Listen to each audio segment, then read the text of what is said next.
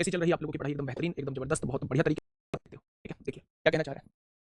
180 kilometre प्रति घंटे की रफ्तार से एक ट्रेन एक खड़े हुए व्यक्ति को, यहाँ व्यक्ति खड़ा है, यहाँ व्यक्ति चल ही नहीं रहा है। ट्रेन की गति कितनी दे रखी है? 180 किलोमीटर प्रति घंटा। ट्रेन की गति कितनी दे रखी है? 180 किलोमीटर प्रति घंटा। यहाँ पे एक व्यक्ति केवल खड़ा है, चल नहीं रहा है। खड़े हुए व्यक्ति को 8 सेकंड में ये ट्रेन पार कर देती है। बहुत बढ़िया। उसी गति से 15 सेकंड में एक सुरंग को पार करती है। इस सुरंग को 15 सेकंड में पार करती है। इस सुरंग को 15 सेकंड में मेरे प्यारे दोस्त पार कर देती है। अच्छा मुझे एक चीज बताइए, जब इस व्यक्ति को पार करती है तब भी यही ट्रेन पार कर रही है, जब इस सुरंग को पार करती है तब भी यही ट्रेन पार कर रही है, क्या दोनों ही केस में यही ट्रेन पार कर रही है? यहां 7 सेकंड का समय क्यों लग रहा है फालतू, आप मुझे बता सकते हैं क्या?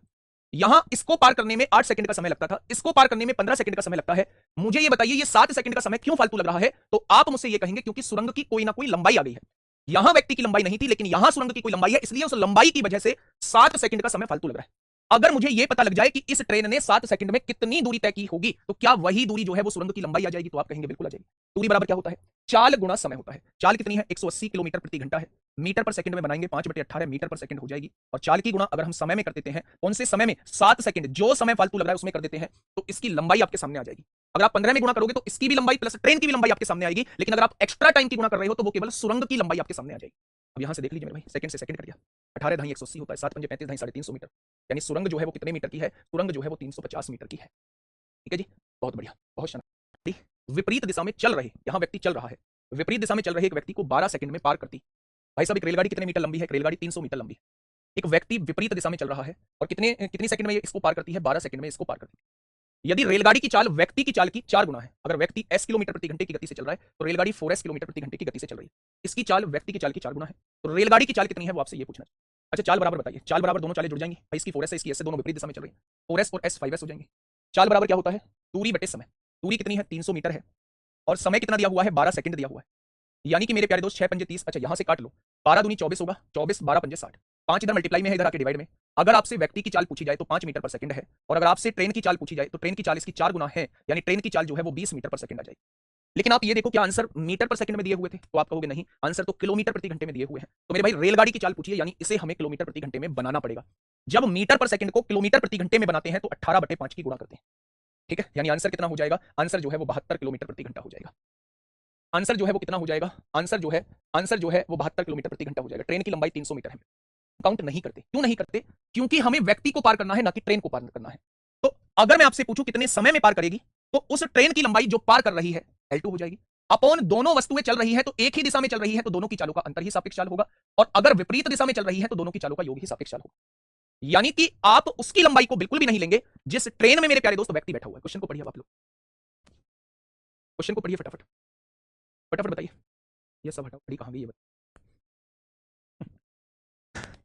दिल के टुकड़े टुकड़े कर आके जो भी उन्होंने दिया था सब कुछ समझ रहे हो बात को? आ जाओ। 100 मीटर लंबी एक रेलगाड़ी उसी दिशा में जा रही है, उसी दिशा में जा रही दूसरी रेलगाड़ी में बैठे इस ट्रेन की लंबाई क्या है? 100 मीटर। और इसी दिशा में एक दूसरी रेलगाड़ी जा रही है जिसमें एक व्यक्ति बैठा हुआ है, इसे 9 सेकंड में पार करती है। दूसरी ट्रेन में बैठे एक व्यक्ति को 9 सेकंड में पार करती है। यदि पहली रेलगाड़ी की चाल 60 किलोमीटर प्रति घंटा है और दूसरी रेलगाड़ी की चाल आपसे पूछी है तो इसकी गति h2 किलोमीटर प्रति घंटा मान लेता हूं। अब आप मुझे कॉन्सेप्ट, बस एक ही फॉर्मूला मेरे प्यारे दोस्त, मेरे प्यारे दोस्त, चाल बराबर दूरी बटे समय, या दूरी बराबर चाल गुना समय, या समय बराबर दूरी बटे चाल, इसमें से कोई सा भी आप लगा सकते हो। मैंने चाल लगाया, मेरे भाई इसकी चाल है 60, इसकी चाल है h2, ये वाली पार कर रही है तो इसकी स्पीड तेज होगी ना। तो अगर दोनों एक ही दिशा में चल रही है तो दोनों की चालों का अंतर ही सापेक्ष चाल होगी। इस चाल में से इसको घटा देंगे, दोनों की चालों का अंतर ही सापेक्ष चाल होगी। ये किलोमीटर प्रति घंटे में है, इसे मीटर पर सेकंड में बना लो। क्या ये मीटर पर सेकंड में बन चुकी है? चाल बराबर दूरी बटे समय। जिस ट्रेन में व्यक्ति बैठा हुआ है उसकी लंबाई को हमें नहीं लेना है मेरे प्यारे दोस्त, जो ट्रेन पार कर रही है उसकी लंबाई को लेना है। अपॉन समय, समय कितना ले रही है? 9 सेकंड का समय ले रही है। इस बात में कोई दिक्कत है? तो आप कहेंगे जी कोई दिक्कत नहीं है। तो मेरे प्यारे दोस्त मीटर से मीटर कट गया, सेकंड से सेकंड, 18 डिवाइड में था इधर आके मल्टीप्लाई में हो गया, 5 मल्टीप्लाई में था इधर आके डिवाइड में हो गया। तो मेरे प्यारे दोस्त यहां से क्या 40 आ जाएगी। अब आप एक बात बताइएगा मुझे, 20 दूनी 40, इधर आएगा माइनस हो जाएगा, 60 में से 40 जाएगा 20 बचेगा, और ये माइनस h2 है उधर जाके प्लस h2 हो जाएगा। इसकी कोई यूनिट नहीं आई है, और जब कोई यूनिट नहीं आती है तो मेरे प्यारे दोस्त उस यूनिट के आगे किलोमीटर प्रति घंटा हमने माना है। तो आंसर कितना हो जाएगा? उस ट्रेन की चाल 20 किलोमीटर प्रति घंटा हो जाएगी। कौन सी रेलगाड़ी किसे पार कर रही है? क्वेश्चन पढ़ लो, पता चल जाएगा बच्चे। क्वेश्चन के अंदर दो व्यक्ति चलते हुए नजर आ जाएं। भाई साहब एक व्यक्ति जा रहा है 4 किलोमीटर प्रति घंटे की गति से, एक ट्रेन इसे इतनी देर में पार करती है। एक व्यक्ति जा रहा है 8 किलोमीटर प्रति घंटे की गति से, एक वही ट्रेन इसे इतनी देर में पार करती है। तो बताइए या तो ट्रेन की चाल पूछेगा या किसी एक व्यक्ति की चाल पूछेगा या ट्रेन की लंबाई पूछेगा, मतलब तमाम तरीके के क्वेश्चन बन सकते हैं।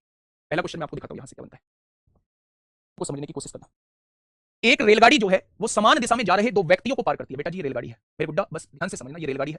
दो व्यक्ति समान दिशा में जा रहे हैं, जिस दिशा में ट्रेन जा रही है उसी दिशा में दो व्यक्ति जा रहे हैं।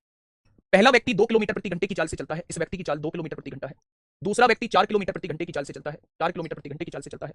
रेलगाड़ी क्रम से उन्हें 9 सेकंड और 10 सेकंड में पार करती है। इसे 9 सेकंड में पार करती है और इसे 10 सेकंड में पार करती है। ठीक है, रेलगाड़ी की लंबाई आपसे पूछना चाह रहा है भाई साहब, रेलगाड़ी की लंबाई। ना तो रेलगाड़ी की लंबाई हम लोगों को पता है, ना रेलगाड़ी की चाल हम लोगों को पता है, कोई भी चीज पता ही नहीं है। अब मेरे प्यारे दोस्त मेरी बात को थोड़ा सा समझना, बहुत प्यार से सुनना। ठीक है, मैं आपसे ये कह रहा हूं, बेटा लिखना मत कुछ भी, मैं आपसे ये कह रहा हूं ट्रेन की चाल s किलोमीटर प्रति घंटा है और ट्रेन की लंबाई जो है वो l मीटर है। कोई परेशानी आपको? आपने कहा कोई परेशानी? इस व्यक्ति को भी यही ट्रेन पार कर रही है, इस व्यक्ति को भी यही ट्रेन पार कर रही है, तो क्या ट्रेन की लंबाई जो है वो समान होगी? ट्रेन की लंबाई समान होने का मतलब है दूरी समान रहेगी। दूरी का फॉर्मूला होता है चाल गुणा समय, होता है क्या? जब इस व्यक्ति को पार करेगी तो चाल क्या हो जाएगी? दोनों एक ही दिशा में है तो दोनों की चालों का अंतर ही सापेक्ष चाल हो जाएगी। गुणा में 5/18 करेंगे मीटर पर सेकंड बनाने के लिए। हो गया मेरे भाई? अगर चाल की गुणा समय में कर दूं तो क्या दूरी यानी ट्रेन की लंबाई निकल के आ जाएगी? आपने कहा बिल्कुल आ जाएगी। जब यही ट्रेन इस व्यक्ति को पार करेगी तो दोनों की चालों का अंतर ही सापेक्ष चाल होगी। इसे मीटर पर सेकंड में मेरे प्यारे दोस्त बनाएंगे और चाल की गुणा समय में कर देंगे तो यही ट्रेन की लंबाई आ जाएगी। जब यहां भी उसी ट्रेन की लंबाई थी, वहां भी उसी ट्रेन की लंबाई है, तो क्या दोनों जगह मैं बराबर लिख सकता हूं? तो आप कहेंगे जी बिल्कुल बराबर लिख सकते हो। बेटा जी काटा पीटी बड़े लेवल पे मचाओ ना। 9 की गुणा s में करो 9s आएगा, 9 की गुणा 2 में करो 18 आएगा, 10 की गुणा s में करो 10s आएगा, 10 की गुणा 4 में करो 40, 40 इधर आएगा, 40 में से 18 जाएगा 22 आएगा और 10 में से 9 जाएगा s। अगर आपसे रेलगाड़ी की चाल पूछी जाए तो 22 किलोमीटर प्रति घंटा होगी। 22 किलोमीटर प्रति घंटा रेलगाड़ी की चाल हो जाएगी। आपको ये पेपर में नहीं बनाना है मेरे भाई, आपको ये 2 स्टेप लिखने। 22 किलोमीटर प्रति घंटा, लेकिन उसने तो ये कहा ट्रेन की लंबाई बताओ। कोई सी भी एक इक्वेशन में आप s की वैल्यू रख दो।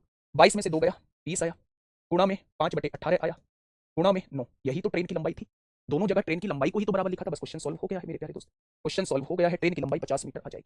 ट्रेन की लंबाई 50 मीटर आ जाएगी। दूरी बराबर है, बिल्कुल कर सकते हैं, लेकिन सापेक्ष चाल का रेशो बराबर करना पड़ेगा। जो टाइम का रेशो होगा उसी का उल्टा सापेक्ष चाल का रेशो। 6 किलोमीटर प्रति घंटे की रफ्तार से उसी दिशा में टहल रहे व्यक्ति को 7.5 सेकंड में पार कर लेती। इस बार ट्रेन की लंबाई दी है वैसे, फोटो बनाता हूं मैं थोड़ा सा आपको समझाने के लिए। ये 75 मीटर लंबी एक ट्रेन है, 75 मीटर लंबी एक ट्रेन है।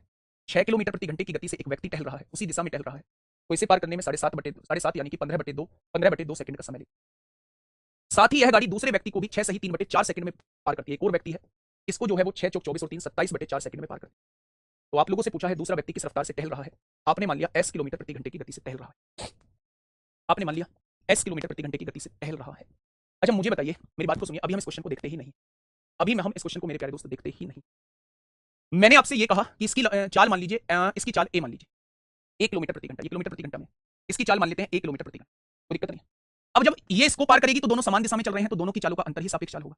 और चाल किलोमीटर प्रति घंटा में है, 5/18 से गुणा करेंगे तो ये मीटर पर सेकंड में कन्वर्ट हो जाएगी। क्या चाल की गुणा समय में कर दीजिए, समय कितना है 15/2 सेकंड है, तो मेरे भाई ट्रेन की लंबाई आ जाएगी जो कि 75 आप लोगों को दी हुई है। क्या यहाँ से थोड़ा सा फटाफट से सॉल्व कर दीजिए मेरे प्यारे दोस्त, सेकंड से सेकंड कट जाएगा, ये 75 मीटर था, मीटर से मीटर कट जाएगा। आपने कहा जी 15 पंजे 75 से 75 कट गया, 18 दूनी 36 और 6 उधर जाएगा। मेरे प्यारे दोस्त ये 36 पहुंच गए हैं, -6 है +6, यानी इस ट्रेन की चाल 42 आ जाएगी। और किलोमीटर प्रति घंटे में मानी है तो इसकी चाल 42 किलोमीटर प्रति घंटा। वो ये कह रहा है कि ये वाली ट्रेन इस व्यक्ति को कितने समय में पार करेगी। हमसे क्या पूछ रहा है? समय पूछ रहा है, नहीं किस दूसरे व्यक्ति की चाल पूछ रहा है। तो मेरे भाई इस ट्रेन की चाल है 42, इस ट्रेन की चाल, इस व्यक्ति की चाल हमें नहीं पता है, दोनों एक ही दिशा में है, तो दोनों की चालों का अंतर सापेक्ष चाल होगा और इसकी गुणा 5/18 में करेंगे तो ये चाल आ जाएगी दोनों की। अभी चाल बराबर दूरी बटे समय, दूरी कितनी है 75 मीटर है और इस व्यक्ति को पार करने में 27/4 यूनिट का समय, सेकंड का समय लगता है। सेकंड से सेकंड कट गया, मीटर से मीटर कट गया, 18 डिवाइड में है मल्टीप्लाई में आ गया, 5 मल्टीप्लाई में है डिवाइड में। हो गया क्वेश्चन, हो गया मेरे भाई क्वेश्चन। 9 दूनी 18, 9 3 27, 15 पंजे 75, 5 चौक 20 दूनी 40, 42 में से 40 जाएगा तो 2 आ जाएगा, ये -s से इधर आके +s हो जाएगा, यानी 2 किलोमीटर प्रति घंटा हो जाएगा। कितना हो जाएगा? 2 किलोमीटर प्रति घंटा हो जाएगा। क्या इतनी बात समझ में आ गई मेरी?